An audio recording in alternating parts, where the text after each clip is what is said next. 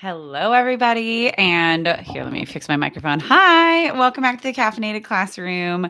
Yes, this is a live video, but I'm going to put it up on my channel to live as long as it lives on YouTube. So I am so excited because today we are going to be talking about some questions that I've had. I put a post on my YouTube channel last week all about new teacher questions, like anything that you guys have. Hi guys, welcome. Sorry, the comments are starting to roll in a little bit. Hello. I asked, what new teacher questions do you guys have? What can I address, especially as like a high school teacher, right? So I want to, oh, there we go. Now I can actually be seen. I want to make sure that I am starting to answer those questions when I have a little bit of brain power left, because I don't go back to school for another couple of weeks. The absolute, like, the most trending questions by and large were questions about planning, especially what to plan for the first day of school, how to plan for the first day of school, how much you need to have planned in general by the time school starts. So I wanted to start addressing those for you guys right now. Let's start with day one. Yeah, because day one is, I mean, I'm going into my 13th year of teaching, and day one is still one of those things that I'm like, gosh, I just don't feel like I quite have it like on lock yet. Last year, I did something for day one that I had not tried before, and I'm going to be talking to you about that, like just kind of at the end of this little live. But day one is like really stinking hard because you sit there and you put so much pressure on yourself. Like, this is it. Like, I'm going to be setting the tone for the whole entire year. And if I mess up, which by the way, what does that even look like? If I mess up, then my students are like going to know, or so. I don't know. All of these are things that have gone in my head. So I feel like there are probably things that have also gone in your own heads as well, or might be going through your head right now. And don't worry, it's all perfectly normal. So preparing for day one, let's just say, first of all, there's no real way to mess up. Like, yeah, you can definitely do some things that might not set you up for like the best success, but like everything is fixable and everything is like, your students are still people, right? So like, just kind of like dispel that a little bit for yourself, which I always have to do as well. Like, once again, I'm 35 going into my 13th year of teaching, and I still get a little bit like, what if this doesn't go well? Well, if it doesn't go well, then I'll do better next time. That's all that you have to do. Okay. You know how I'm a rambler, so I'm going to try and keep this like to the point here. There we go. Yep, just definitely drop something. Shattered glass all over behind my desk. I'll clean that up later. The kids aren't home, so that's good. I'll clean that up before they get here. Remember that thing I talked about? Like, what if something doesn't go right? Like that moment that you shift your computer and a bottle that was holding flowers falls behind your desk and shatters everywhere. I hope I don't put my feet down. Anyways, so let's talk about day one. Day one is just it's a fun day. You're not going to sleep the night before, especially my brand new teachers out there. Just know that you're probably going to be like really jazzed and really excited that morning, but then in the afternoon you're going to be absolutely exhausted. So like, just be okay with that. But here's some questions I want you to. I'm looking at my little notes that I just scribbled down when I was looking through all the questions that everybody asked. The first thing that you want to ask yourself is, what do you want your students to know? Like, what do you want them to leave day one with? Either the knowledge of, or the understanding of, or the feeling of. Like, you want to kind of think through that a little bit. So like, some things that I like to think about are like, what do I want them to know about me personally, their teacher? What do I want them to know about my class? Whether that has to do with policies, whether that has to do with like, I'm trying to think of what else. Maybe your grading structure policy, maybe some routines that you have in class. Maybe you want them to know like how class is going to start every single day. Maybe you want them to know what they're going to be reading or looking at, or like see an overview. Like, I'm the person that likes to know what's coming. So like, I like to show my students at least an overview of the sorts of things that we're going to be learning about and talking about in class. So that could be a really good way to start. Think about that kind of stuff. And then also, what do you want them to know about the room? So what do you want them to know about you, the teacher, about your class, and about the room? Or like just a good trio of questions to ask yourself when you're getting started planning for day one. And then the next thing immediately to think about is, how long are you going to have your kiddos? How long are you going to have them in class that day? Like, for me, our school is always on an altered bell schedule for the first day of school, because we have like an all school assembly pep rally kind of a thing. So that day looks like no other day for the whole entire rest of the school year. So just kind of like keep that in mind, especially if you're a brand new teacher. I'm sure that your admin and like your department chairs are going to tell you this kind of stuff, but it's just something that you might go, oh, uh-huh, okay, cool. And like not really take in, but it's just something to really think about. Like, how long are you going to have them on that first day? Another thing to think about is to start making a plan for taking attendance. Because we have students whose names are from all different parts of the world and all different pronunciations of even names that are seemingly quite simple and maybe even seem to be quite straightforward. A student might pronounce their name a little bit differently than you, the teacher, are used to seeing it.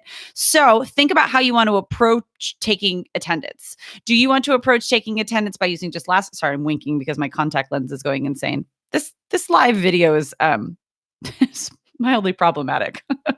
Anyways, back to the task at hand. Let's talk about the first day. Yeah. How do you want to take attendance? One thing that I just saw like 2 seconds ago on my phone when I was looking at Instagram is my friend Stacy from the Engaging Station. So if you're not following her, definitely go take a look, especially if you are a secondary English language arts teacher. She's amazing. But she has a plan for her first day of school for how she's taking attendance. And it's something that I think I'm going to try and adopt, where basically while students are like doing an activity in her class, she explains it way better than I'm about to. She goes and talks to every single student and just like introduces herself and has a one-on-one interaction, which as I'm saying this, I'm like, this could be interesting for me because I have like 42, 43 kids potentially in a class. I'm in Southern California. We have very large class sizes and it's just, I'm used to it. It's what it is. Do I wish it was smaller? Sure. But oh well. So this could be like quite time taking. I don't know. I have to figure out exactly how I want to do this, but I think that's a really good way to like just have your roster in front of you, talk to a student and say like, what do you want me to call you in class? Right? Like what's your name? How do you pronounce your name? Am I saying that correctly? And it's a way that you don't have to do it in front of everybody, right? You can actually just talk to your students one-on-one. And what a great tone to set with your kiddos that like you care and that you're going to talk to them like them on the first day, one person. I don't know. It's just something that they might not necessarily be expecting. And I think it would be a pleasant surprise for our students, but definitely check that out. The Engaging Station on Instagram. She's got a great, just kind of like explanation of what she does, and look for different things on Pinterest too, of different ways to introduce yourself with students and different ways to take attendance that first day. Maybe you have them fill out a little card that says like, spell out phonetically how you want me to say your name. Maybe you use Flipgrid or something like that and have students record a little like 20-second video introducing themselves so you can like watch them really fast before they come back in the next day. There are different ways that you can do it. You don't just have to stand there and like hold your paper and just take roll, and make it a little bit easier on you too, because that's exhausting standing up in front of a class multiple times that every day. That first day, it's just hard. So what have I said? What do you want them to know? How long will you have your kiddos? Make a plan for taking attendance. And then do you want them to start with content that very first day? Do you want them to have a little taste of what they're going to be learning about material-wise in your class? Do you just kind of think through these sorts of things? And I'm going to tell you what my plan is in just a second. But first, right now, I'm going to give you, once again, I was on Instagram because that's just kind of what I do sometimes. And I was just kind of looking at all of the questions that a lot of people had left for this series of Q&As. And I came across a few really good resources for you. And I know there are more. And as I find more, I will keep posting them, especially on Instagram and on my stories this afternoon. But if you look at .copteaching.com, I think that's her website. Jenna Copper just put up a blog post, I want to say today, that's all about like things to do on the first day of school. It includes ways to take roll. It includes different ideas for activities for your first day. So once you figure out what you want them to know and understand and feel and all of that, make sure that you have figured out how you want to deliver all of that. Like, what do you want your students to do with all of this? Standing up in front of your students and playing a slideshow, like getting to know me, or doing something that's like, what happened myself, or like doing like your icebreakers and just kind of like doing things that are very teacher centered is exhausting for anybody, especially your first day back with students after a summer break, or your first day with students ever, because it's your first like classroom ever. So just be mindful of these things. Like, what are you doing to yourself, right? Because you're going to have to go back the next day. There's going to be day two. And if you're so exhausted after day one, day two is kind of rough. Anyways, so think through that a little bit. Another resource that you're going to want to look at is Right On with Miss G. Abby has been putting up some really cool stuff from her Teachers Pay Teachers store. And a lot of people are having sales right now too, of just like little activities that you can put into different sorts of classroom things that you have going on. That's a really good thing to look at. And then last but not least, in my resources that I just saw really fast, Magical Mrs. Murphy on Instagram. Look at that handle. She has all of these resources on her Google Drive that she's giving away for absolutely free. So take a look at that. It includes her first day stations. It's a couple posts ago on her Instagram feed. Magical Mrs. Murphy has these great stations of what she does on the first day of school. That brings me rambling to what I'm going to do on my first day of school. What I'm going to do on my first day of school is going to be some sort of stations. Last year, I did, let's see if I can remember them off the top of my head, shall we? I did a getting to know me, like Mrs. Morris, little scavenger hunt around the room. That was one of the stations. I think I had 5 or 6 stations, but I like broke it down because I realized very quickly that morning, I was like, what was I think? They're not going to have time to do all these stations. They're sophomores. Like they've just gotten back to school. What was I thinking? So like, just know that you might have too much, like always plan too much and then you can just like cut back. But if you have not enough, that's when you're going to find yourself going, oh, what do I do? Anyways. So I did last year stations. The first one was getting to know me with the scavenger hunt around the room. So then they also got to know the room. I did a blog post on this too, by the way, if you look on my blog. Another one was, the writing process, like little mini escape room where they had to do 3 different challenges and like it all had to do with the writing process and different like writing pedagogy and not pedagogy, vocabulary and that sort of thing. Another one that I did, oh my gosh. I had them fill out like a getting to know you student survey on Google and they had to take a picture of themselves and like write out their name phonetically. And because I hadn't started using Flipgrid yet. So I think this year a Flipgrid video is probably going to be what I use. Just to introduce themselves. So that'll probably be a station. Let's see. What else did I do? I honestly don't remember, but those are at least 3 things that I'm going to be doing. And I know one thing that I want to do is a little reading survey or like a reading self-assessment because reading is such a huge part of my class and such a huge focus of my curriculum personally. And then also because I'm an English language arts teacher. So I'm going to have something having to do with that. I'm going to do probably a course preview of sorts. I'm not quite sure what that's going to look like yet, but like, I don't have it totally planned, but I just have the idea of what I want them to know. I start school officially. Our first day of school is August 21st. But I mean, the only reason I'm in my house right now and not in my classroom, quite frankly, at all this week is because we are having our carpets cleaned at school. So I can't go to school. So I'm here, but that's okay because I'm getting a whole lot of things planned. Yeah, I like to do something that also has to do with the school itself, like just kind of involving students in the larger community of our campus. So I might do some sort of like a small trivia game. Maybe that'll be a station. Maybe that'll just be on day 2. I'm just trying to kind of like feel that kind of stuff out. But definitely take a look at those resources that I mentioned and I'll link them down below and I'll be mentioning today and tomorrow and just for the next couple of weeks as I come across things that different people who I follow on Instagram are doing and posting and offering up about their first day of school plans. I'll post them for you guys. So make sure you're following me at the Caffeinated Class on Instagram. So let's see what else I want to talk about.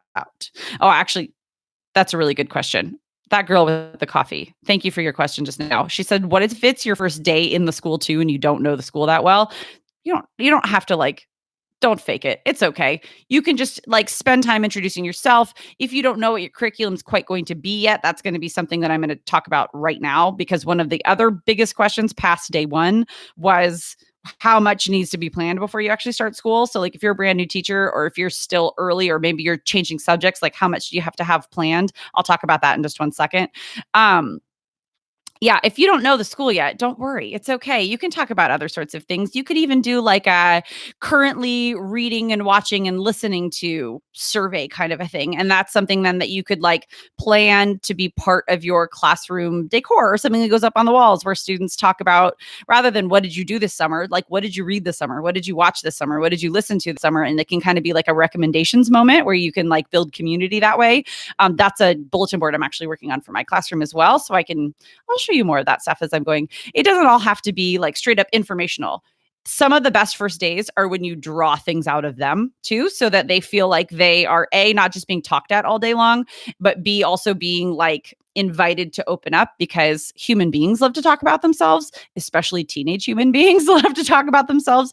And that's kind of our job too, right? Is to like help them feel involved and like welcomed and get them to like buy in. So ideas for you. Let's talk about how much needs to be planned in the like at the off the oh my gosh. I'm off. I'm off my game right now. How much actually do you want to have planned before the school year starts, right? Right out of the gate, right off the boat. I don't know what I'm trying to say. Doesn't matter. Here is where I would say to start. Start at the standards. Always, always, always start with your standards. What standards need to be addressed during the time of your whole entire course. So for instance, high school English language arts, I am going to be teaching 10th grade and 12th grade English. Our California standards, Common Core standards, are split between 9th and 10th grade. That's one set of standards. 11th and 12th grade, that's another set of standards. So I am not brand new to my school, but I was newly back to my department last year because I was a drama teacher before. It was just like a whole entire thing. So I had to like really figure out, again, I hadn't taught English in a while. What the heck was I going to teach? How many standards is it that I'm responsible for addressing? What is already like addressed in 9th grade? Because I was teaching 10th grade. Go to your department head, go to your next door teacher and just say, is there a curriculum map? Is there a pacing guide or like a planning guide or something that our department or like course level team uses? That's a great place to start, right? So start with whatever your department already has, and then with your standards, because if you know what like benchmarks and what goals you have to hit, you can start to then figure out how those are going to fit, or basically what material and what texts you can use to address those skills and those standards that are laid out by your state. And then chunk it out and put it into a calendar. I will start the year. Well, this year I will start the year very, very, very well planned, because once again, this is year 13. But even like year 1, year 2, year 3 for me, I started the year with just chunks on a calendar of what my units were going to be. And I will say, because I was working with No Child Left Behind and like the old guard of standards that weren't skills based, they were content based. It was much more specific right off the bat when I was starting my year. But that's not necessarily going to be the case for you guys as you're just getting started, because you've got Common Core standards, which in my humble opinion are the way that it should be. Like we should be teaching that way. We should be teaching skills over content, and then just using content as a vehicle to teach skills. But that's a vlog for another day. So let that be your anchor, right? Let that start you off. And if you can at least look at your whole entire quarter or semester, right? If you're on a quarter system or semester system, just like look at your first chunk. If you know what the whole entire year is going to have to hold, what can you really address in the first chunk, and then get yourself like into smaller increments from there. I hope this makes sense. Basically, if I was to be teaching something completely brand new, let's say I'm teaching science, which I should never teach science. That would be bad for everybody, including especially the children, but including me. But if I was going to get into something that was completely brand new to me, I would want to make sure that I knew what the department and my school expected of me. Hi, Kate. Sorry, I just saw my friend Kate pop on. I'm seeing all of you guys too, but she and I have shared a hotel room. Like we're very close. Make sure that you know whatever is expected from, yes, your school and your department. Make sure you have a really good handle on exactly what your standards are and what they cover, so that then you could look at them as almost just like, I would just take them like numeric, like let's say if there are 12, there are way more than that, but let's say there are 12, right? Then you can start to like chunk out, like I could probably meet 3 standards in the first 3 weeks, boom, or like whatever it is. Make it easier on yourself and just kind of untangle the web a little bit, because it does get really, really convoluted in your brain. And that's okay. And it's going to take a few years. I remember, and I don't want this to sound discouraging, but like every teacher I talk to is like year 2 is like so much easier. And then year 3, you're like, oh my gosh, I've actually got this under control. And then like year 5, you go, okay, I'm a veteran, because it just does take like trial by fire to kind of like get there and get more like comfortable with planning, especially because that's what we're focusing on today, guys. So yeah, if you've got some good chunks in your calendar, then you can actually look back at day one and week one and go, okay, now I have a better view of where I'm going. So now I know how to like lay the stepping stones of each day. And then between each day, like looking at moment to moment and different like lessons within those days. That's I just start with the very, very end of the big picture, and then you can kind of move incrementally backwards and like in yeah. So what else was I going to? Oh, one of the questions that I got a few times too was how much time do I spend planning, or how much time can you expect to spend planning like a single lesson? It honestly depends on the lesson. It depends on if you're trying something new. So like when I'm planning stations or something like that, like last year when I was planning my first day stations that I was talking about earlier in this video, it took me a long time. And I was going into year 12. Like it just took me a long time because I kept doubting myself and I kept going back and like rethinking and redrawing and like, but it's part of the process. Like it's okay. It's not wasted time. It's part of the process, and it makes me better, and it'll make you better, and it'll just sharpen your skills. And so just kind of like give yourself grace, and it becomes enjoyable because you start to develop a system for yourself and you start to just gel. And I definitely have days where well, like earlier when I dropped a bottle off the back of this desk, like I'm not firing on all cylinders right now, but it's not ever going to be super, super easy. And if it is super easy, you might be missing something, right? Like just kind of like keep that in the back of your head, but you will develop a system. The other thing that I was asked about a lot, and this is going to pertain to all of my ELA teachers out there, is like, what do you do about books, especially when it comes to, and materials? And like, if you don't have a whole lot of a budget for materials and texts, what do you do? Well, let me tell you, there are some options. Like I am a teacher who I love the classics. I love the canon. Absolutely. But our students don't always love the classics. They don't always love the canon and the books that are generally like traditionally put on our like sorry, I'm seeing some of these comments. If you don't want to be watching about teachers, don't watch about like then stop watching my video. I don't understand. If you don't want to talk about teaching, why are you watching this video? Okay, I'm back in it. So I like to do a lot of YA, like current contemporary I'm making myself laugh now seeing the rest of you guys commenting back. Contemporary works that I know my students are going to enjoy, or that they're going to be more likely to enjoy, right? I want to make sure that if I'm going to teach them skills having to do with reading, like step one is to get them to read. So if I give them something like Pride and Prejudice, which I stinking love, if they don't read it, I'm not helping them at all, and I'm just causing myself strife. Yeah. I will have more blog posts about this. I will have more about this very, very soon because it's like how I'm going to be doing all of this. But here's how I get my books into the hands of my teacher. My librarian is amazing, and check in with your librarian and your library tech staff because they might have a budget for books. Check in with your department chair. They might have a budget for things. Like these are just things that you might be like, oh, they won't, but you never know. Look for grants that you could apply for. I do like Donors Choose. I am too lazy to really do Donors Choose very well. But if you have somebody who's done it before helping you create a project, Donors Choose is amazing for funding like YA classroom libraries and that sort of thing. Yes, I have many YA recommendations to start off a classroom. Sorry, I just saw a really good question. Coming soon. If I started now, this would be a 3-hour video. But yes, I have so many, and I have so many places for you to look. And I'm going to be working on my classroom library next week when I can get back in my room because the carpets will be clean. It's coming soon. Another thing that I actually just put up a blog post very soon, or very, very recently, is Amazon. If you do an Amazon wish list, parents, depending on kind of like where you are, parents and other community members, they want to give, especially in like the secondary classroom. It's a lot easier to know what and how to give to an elementary classroom. It's not always as easy to know what and how to give to a middle or high school classroom.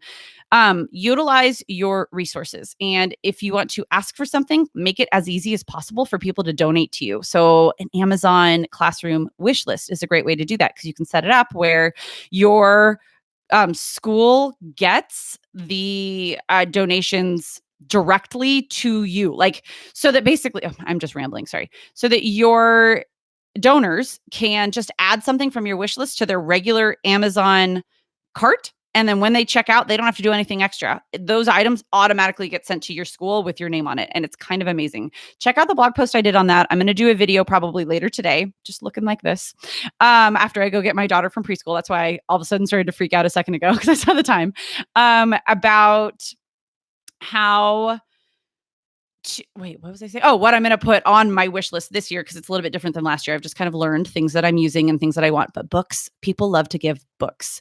Look at secondhand stores. Look at like Goodwill and that sort of thing. See if they have stuff. Look at libraries to see if they have used books that they will give away. They're not always going to be the newest ones, but they're going to be newer than Pride and Prejudice, right? Once again, one of my all-time favorite books, but not always a favorite of our students. So that hopefully that answered those questions of like how to get books, especially texts, into the hands of your students. Look at giveaways. I know that that's kind of like a out there and like, it's kind of a maybe, but like I've gotten some really cool books from giveaways that I wouldn't have known the titles otherwise. Yeah. So I will probably bid you guys adieu here now. And I will be back either later this week if I can, or sometime next week with my next video. So other questions that you guys have been asking me are questions about, so beyond planning, which I can totally get deeper into planning. I just wanted to like not go too far too soon, and like give too much. I wanted to, I'll also do a video on like what planner I'm using. I just saw this question, Ava and Belle, about the bullet journal. I don't use my bullet journal anymore because I lost it on an airplane going to the Keeping the Wonder workshop. I was using it not for really like bullet journal planning because I got kind of lazy having two small children and I just was like unable to keep up with it. So I did find a planner that I love and a system that I am kind of still creating. So I'll totally do like a walkthrough video on how I'm doing that. I'm going to do like an overview, I think, of one of my classes, just kind of like a plan with me session sometime in the next couple of weeks. Behavior management was a huge, huge question that I got over and over and over and over and over. So I will do a behavior management live like this, another Q&A, and I'll kind of ask for questions, like more specific questions again before I'm going to do it. And then about like grading systems. So I'll do a syllabus setup video. I have a lot of videos coming up. I think this live might be a good way to do it if I can get my life together and like be less all over the place. It'll probably work out better. But if you just popped into this video, don't worry. I'm going to totally record this and keep it up on my channel so that you can take a look. And if I didn't see the beginning of it, I highly suggest just like speeding me up so that you can kind of get through me fumbling and bumbling a little bit because I'm a human and this is just what happens. Let's see. Yeah. So other questions that you have, please feel free to message me. Instagram is a great place to do it. Thank you guys for tuning in. And I adore you. Thank you, my friends, for leaving nice comments right now. Some people just like to troll on YouTube. Apparently you have time for that. I don't know that life. I work a lot and I love to work and be nice to people. Just be kind to other humans. Okay, guys, I will see you soon. Thank you for tuning in. Bye.